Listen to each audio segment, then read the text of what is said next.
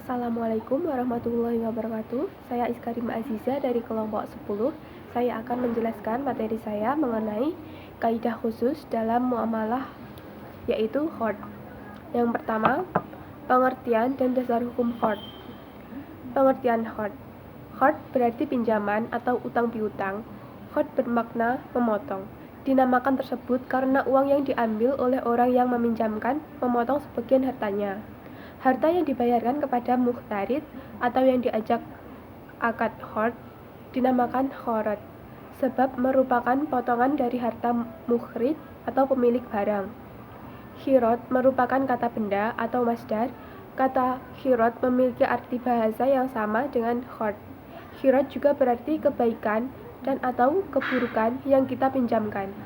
Al-qard adalah pinjaman yang diberikan kepada muqtarid yang membutuhkan dana atau uang. Yang selanjutnya, dasar hukum qard. Dasar hukum qard yang pertama, ayat-ayat Al-Quran.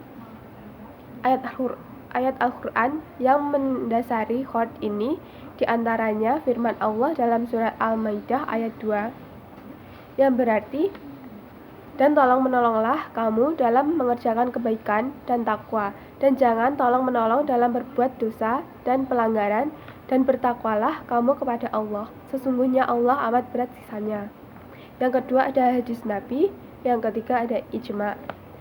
Para ulama sepakat bahwa qard merupakan perbuatan yang dibenarkan.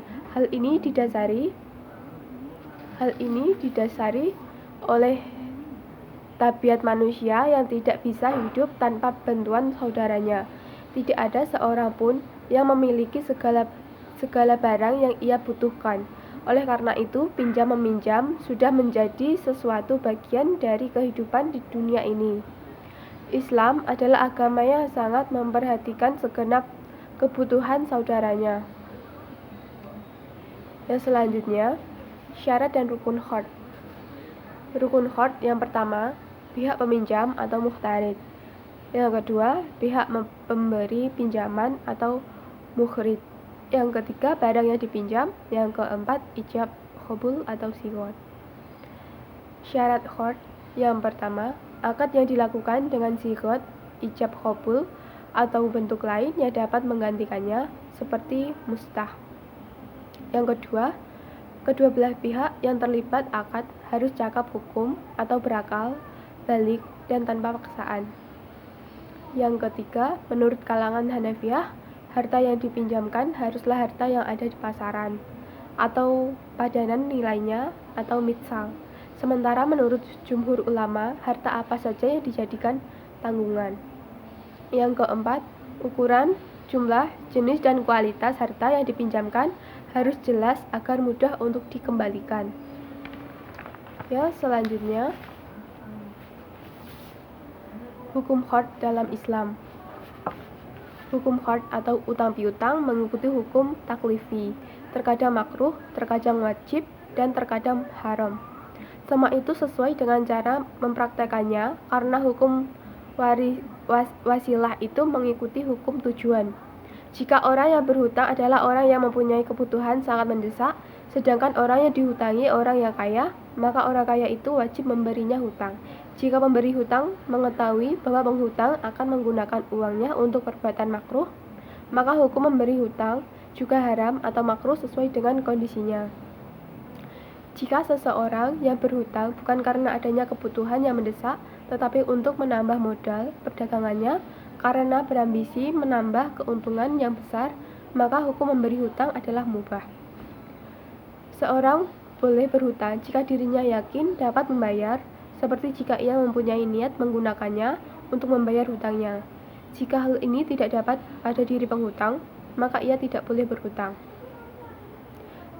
Seseorang wajib berhutang jika dalam kondisi terpaksa dalam rangka menghindari dirinya dari bahaya, seperti untuk membeli makanan agar dirinya tertolong dari kelaparan.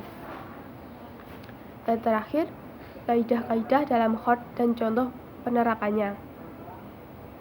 Kaidahnya yang berbunyi, kullu qardi jarraman fa'atan fahuwa riba. Artinya, setiap pinjaman yang menarik manfaat oleh kreditor adalah sama dengan riba. Apabila dalam hutang piutang atau qard mengandung keuntungan atau manfaat yang berupa tambahan yang kembali kepada kreditor, hal tersebut termasuk riba dan masuk pada nilai nasiah yang berarti kelebihan atas piutang yang diberikan orang yang berhutang pada pemilik modal saat jatuh tempo. Contoh penerapannya, si A meminjam uang sebesar 20 juta ke B dengan janji akan dikembalikan dalam waktu 1 tahun. Selepas terjadinya akad, maka A harus mengembalikan uang B dengan tambahan bunga 15%. Yang dimaksud riba itu uang dari hasil 15% peminjaman tersebut dan haram untuk dimakan. Demikian yang dapat saya sampaikan, kurang lebihnya mohon maaf. Assalamualaikum warahmatullahi wabarakatuh.